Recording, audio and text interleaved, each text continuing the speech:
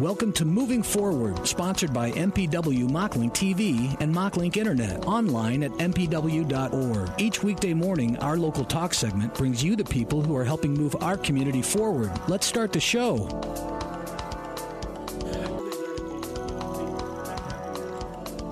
Good morning, AM 860 FM 95.1 KWPC. I'm Jordan Davis. Thanks for tuning in with us this morning as this is Moving Forward, brought to you by Muscatine Power and Water. Remember, try it before you buy it. That's their big deal right now. You can try their services before you actually pay for them. How nice is that? Try it before you buy it at mpw.org. Again, I'm Jordan Davis. I'm joined in studio this morning by Dave Bakke, a naturalist and a park officer for the Muscatine County Conservation Board. How are you this morning, Dave? I'm great. How are you, Jordan? I'm doing excellent. And Dave and I were just talking about keyboards because that's just the kind of topics we like to talk about on here, how much they drive us insane. But Dave, really glad to have you in because we want to talk a little bit about, there's going to be a lot going on. I'm sure you guys are going to be busy with all this flooding that's going on, and we're moving into the spring season, summer season. Mm-hmm. Parks are going to be opening up big time. Yep. Folks are going to be heading out and wanting to be outside. So what's new? The floods, I guess, are not new. We've been having flooding off and on for many years. But once again, that's what happens down along the Cedar River. So we've had a lot of phone calls asking about the campground down there in particular. And right now, it's all underwater. And the Cedar right now is at what's considered major flood stage. So it should be going down soon, but there's concern about another rise in the river later in early April and such. So one of the questions we get is, again, when is the campground going to open? And typically we try to open around the first of April.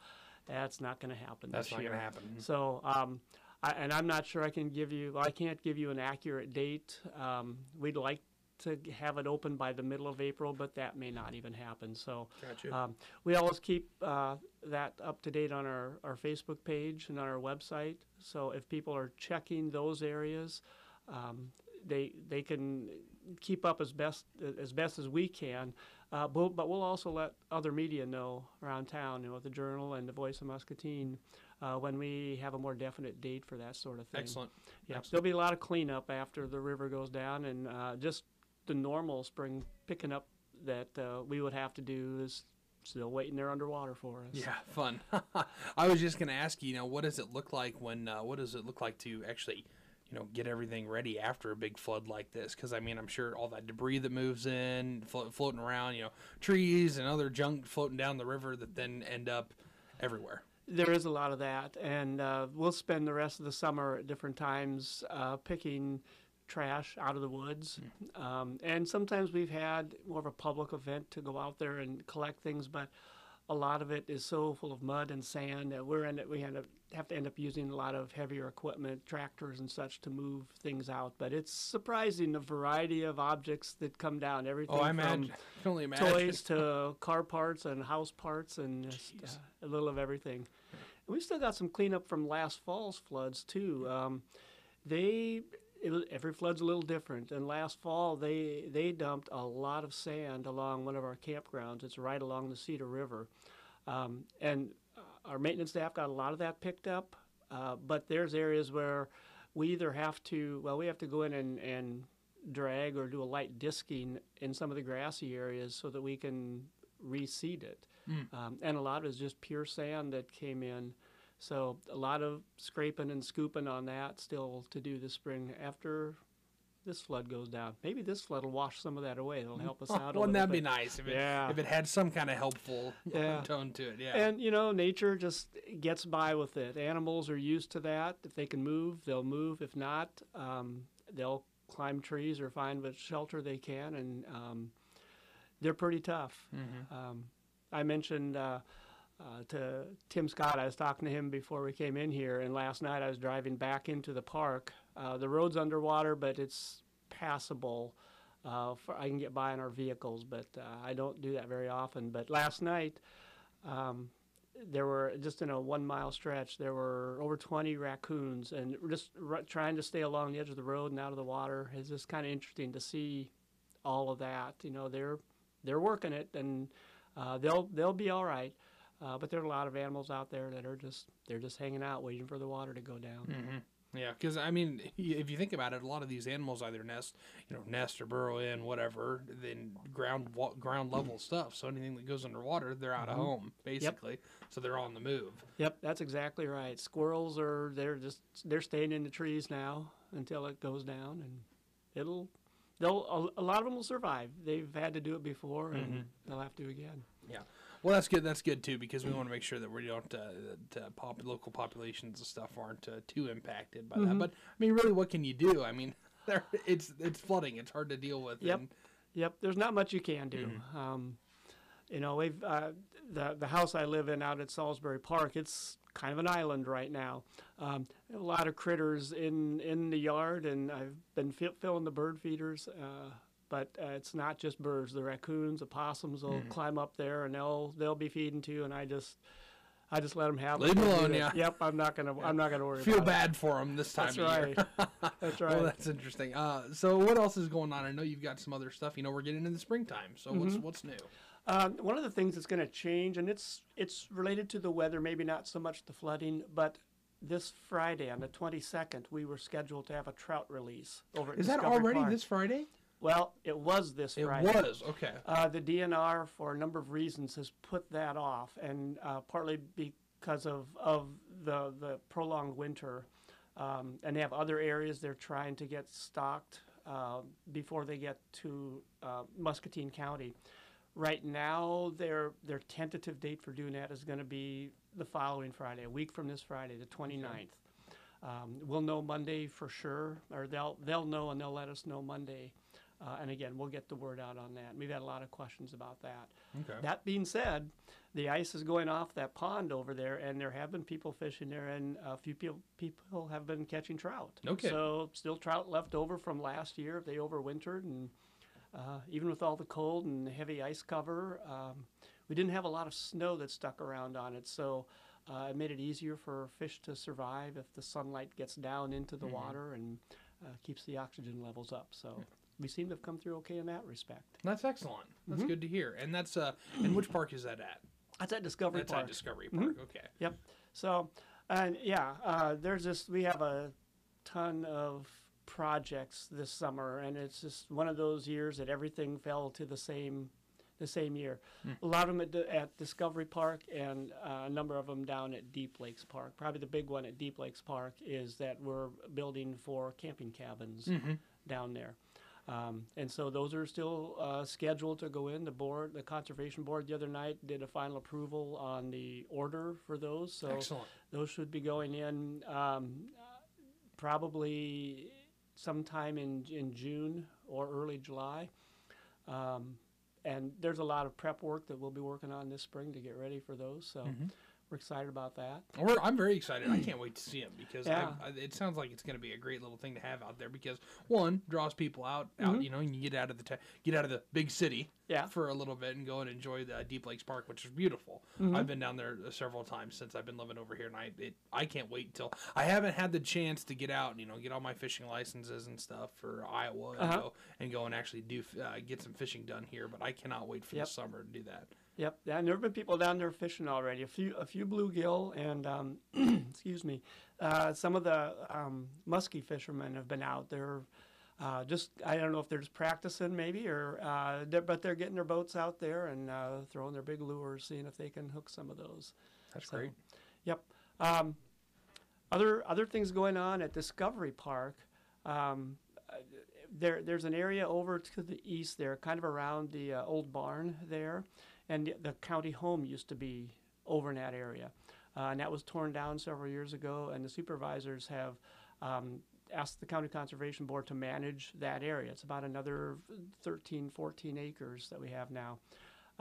We're going to be building a playground in there, and that was, thanks to strong support from the Carver Charitable Trust for that. It'll be a nice big kind of a nature-themed playground in that area. There'll be a new restroom built over there, kind of between the playground and over near the barn. It'll serve both areas there. Shelter house will be going in there. All the loop roads and the parking lots around there will be resurfaced this summer, and when we resurface those roads and parking lots, we're going to build a drive that goes down into Discovery Park itself. What now is Discovery Okay. Park. So you can drive around and go in on Harmony Lane to get to that area, or by the end of the summer, you'll just be able to just make a turn and go right up into that area. So Gotcha. it'll make it a lot easier for people who might be visiting, for instance, at the Learning Center. If they want to run over there to the playground, it's just an easy run over there instead of going clear out around on Cedar and Hauser Street. Mm-hmm. So, and that'll keep us busy trying to coordinate when all those things are happening in there. The other thing, it may not seem like a fancy thing, but it's something that people always appreciate in parks, and we're starting to replace some of our restrooms. We've used portable toilets for many, many years, and we can do better than that. So we're still going to be using vault toilets, but they're more modern. I don't know if I can say there's no odor to them, but very little. They're just a better design, and they'll be easier to keep clean. And so I think people will appreciate those. One over just by our park entrance will be in there, and several down at Deep Lakes Park. Yeah, I remember Ryan coming in and talking about that. He told us a little bit. Vermeyer. Vermeyer brought it. He came in and spoke about that they'd be putting those in over at Deep Lakes. Yep. And I didn't know there's something like that. Is it the same kind of style coming to Discovery Park? Okay, gotcha. Yep. So they're a preformed, all concrete structure. So they're very nice. There's a little bit more room, and That's a big deal in those porta potties. it is, yeah. And like I say, they'll just be much easier to keep clean with the surfaces and Excellent. stuff. So yeah, Excellent. Well, that's great. Yep. That's really good. Well, anything else coming up you really want to highlight? I mean, it's an exciting time of year. It is. Still, I don't know how it's still sitting. I don't think that's accurate. It's still sitting at 39 degrees. It's been that all morning long. But, it feels like it's probably a little bit warmer out there. Yeah, it maybe is in the low 40s there, but it's damp today, and that kind of makes it feel cooler. Yeah. And we're gearing up for spring field trip season. Great. We put out word for a mushroom hike. We have somebody coming from the Prairie States Mushroom Club to lead our hike for us with identification. I don't know mushrooms. I eat the ones I buy from the grocery store and morels and beyond that. But anyway, he asked for a limit of 30 people, so we put that on there, and that filled up in about 10 days. So for those who didn't get in on that, we do have a waiting list you can call and get on, but we're also going to have somebody coming back this fall for another mushroom hike. Oh, great. And in May, I think it'll be around the 19th, around the 18th. I have to check the date exactly. It'll be on our website. We're going to have a canoeing try-it down at Deep Lakes Park. Canoes, kayaks, we'll have them all out there from 3 to 5 in the afternoon. And people can just stop out and grab a kayak, head out in a canoe. And if you've never canoed, it's a chance to try it. And we'll have all the equipment there, life jackets, paddles. It's a chance to just try it because you can, at Deep Lakes, I know you can go down and you can rent some. You can. From time to time, but this is a try it. Yeah, this is just a try it. So you can just show up and even if you've paddled before and you just think, oh, maybe I'll go down there, and if there's one available, you can get out and enjoy paddling around on the lake there. So, we try to do those a couple times a year. And so we've got one scheduled there for this year. Do you think those big what were those big canoes called? Those big canoes, the Voyager Voyagers. canoes. Do you think they'll be making a return this year? We're looking at that. We had a request from a group to use them around the end of the third week in June. So we're still working on that. Okay. So that might be coming up. If we get those lined up, we'll get the word out, and we'll probably have somebody from our office in here before then again, and so we'll make sure we pass that along. But yeah, those were a lot of fun. Yeah, they looked really cool. I saw them down there. I never got the chance to see them in action, but I stopped down there and I saw them when they were out. Okay. But, well, if we get them, you got a personal invitation to come down there and run those. I'll try to bring a whole team with me because I know I've got a lot of cousins that are that I think would enjoy that a whole bunch. So. And when we get those, that's what we want people to do is find a group of friends or family and come down. I mean, you can get 10 or 12 people in there pretty easily, and if you have younger kids, you can squeeze more in. And they're different from regular canoes. I mean, they paddle the same way, but they're bigger. They're heavier. Big. Yeah, but it's a lot of fun. It's a lot of fun. And I guess finally, maybe we our summer nature camp schedules are out and registrations are open for that. And if people go on our website, they can download the registration forms, or they can just stop in our office and take care of that as well over at Discovery Park. Excellent. Yeah, get your kids out there and enjoying the outdoors. That's an important thing that I think a lot of people need to take more advantage of, because it's important to get your kids outside, enjoying the outdoors, and seeing what kind of conservation can be done. I mean, I'm sure you guys go through a lot of that when during these summer nature camps. It's a lot about conservation. It's a lot about the outdoors, the importance of it, that kind of thing. Yep. That and just having fun outside. You know, sometimes people are a little nervous or just uncomfortable, maybe. And so we want to get people feeling like it's a good place to go out. Yes, there's bugs and you have to watch for poison ivy and things like that, but those things can be avoided and dealt with. That is the bane of my existence right there, is poison ivy, because I love trekking through the woods, but I get down one to poison ivy and I'm covered in it. Yeah, it's just terrible. But I have learned. I don't remember what the gentleman's name was, but I have learned. I hope this is a good tip for folks. It's all when you're worried about getting poison ivy. When you get done, there are all sorts of shampoos, and I won't name drop any of them because I don't want to get in trouble for any stuff. But it's all about friction, is my understanding. I watched one guy do this whole demonstration on how to remove the oil from your skin. It's all about friction. Getting it rubbing off. harder? Yeah, rubbing harder and just more, and that's going to get that oil off of you, and it'll get it because he showed it with not motor oil, but another oily substance that has very similar similar tendencies to poison ivy oil that gets on you. And he showed it, and he rubbed it with some soap and stuff. Then he's like, here's what it looks like when you just rinse it off and rub it with your arm. But you take a wash rag and you go at it, and it just comes right off. Yeah, and a couple other things I've learned over the years is using cool water is better. If you're using, because the warm water makes it mad, basically. Well, yeah, it makes your pores in your skin will open up, and then little bits of that oil can get down in there. So cool water and any kind of soap that's made for like cutting grease. Some of the dishwasher detergents, kind of, they advertise that, and that always helps. But and getting after it right away. Yeah, right away. Yeah. Because if it gets any time to get down into your skin, it'll be there, and it's mean. I have had to deal with this for years. It is such a nightmare. And it's not just poison ivy. It's poison oak. It's the there's another type that grows up trees. That's it's a real thick vine, but it's not poison ivy. It's I can't remember. Poison what it's ivy called. will do that too. So it may be just a lookalike. Yeah, it's a real. It's always a big, thick vine. We deal with it when we cut trees. Yeah, grapevines grow up there, but they're not the ones that are going to cause I can't remember. It was some goofy name that I just absolutely don't remember. But I do know. I have had to deal with that a lot. So it's as long as you recognize and remember it, then you'll stay away from it. Yeah, we don't touch trees anymore if it's got even a side of a vine on it, because I've had it. You get it, you get the poison ivy, you get it on your face or anywhere. Once you've touched it, then you find out how many places you touch yourself. You don't realize behind the ears or in the ears or in the armpit. People are always scratching and. Ugh. Just a nightmare. Poison ivy is the worst. I don't want to end on a bad note, but poison ivy is the worst. Drives me insane, bane of my existence. Well, Dave, really appreciate you coming in here this morning, talk a little bit about all the great things you guys are doing, because you're busy year round, but jumping into the springtime season, I'm sure it just gets crazy.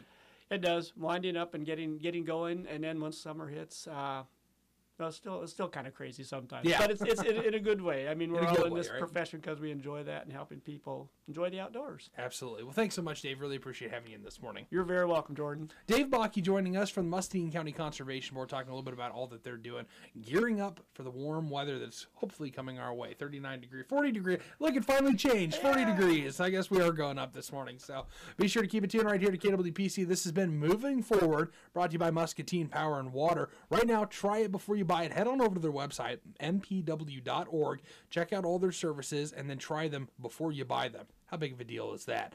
Be sure to keep it tuned right here to KWPC and the voice of Muscatine.com. We'd like to thank MPW Digital TV and MockLink Internet, the local providers, for sponsoring Moving Forward on KWPC AM 860, FM 95.1, the voice of Muscatine. If you have a suggestion for a guest, we'd like to hear from you. Call our business line at 263-2442 or click mail at voiceofmuscatine.com. It's Moving Forward, weekdays at 8:15.